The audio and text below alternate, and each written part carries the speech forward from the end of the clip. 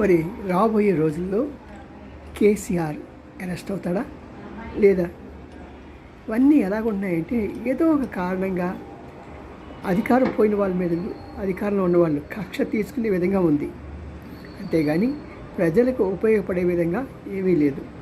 గతంలో మనం చూసాం, చంద్రబాబు ఆయన్ని అరెస్ట్ చేయటం, ఆ తర్వాత జైల్లో పెట్టడం, ఇవన్నీ కూడా పక్క వాళ్ళకి ఉపయోగపడుతున్నాయి కానీ నిజంగా ప్రజాస్వామ్యంలో ఓటు వేసే వాళ్ళు ఎవరికి దక్కట్లేదు. అలాగే రేపు కేసీఆర్ విషయంలో కూడా అదే జరుగుతుంది. మరి ఇలాంటి సమయంలో ప్రజాధనం ఖర్చు కావటమే కాకుండా ప్రజలకి ఆ అధికారులు ఇంకా చేయవలసిన పనులు చేయకుండా ఆగిపోతూ ఉంటాయి. ఎంతకాలం ఈ కక్ష, ఎంతకాలం ఇది ప్రజలను మభ్యపెట్టే ధోరణి? ప్రభుత్వాలు మారాలి. వాడేదో చేసి అని చెప్పి వీడేదో చేసిన వాడు చేయటం అనేది చాలా అసమంజసం.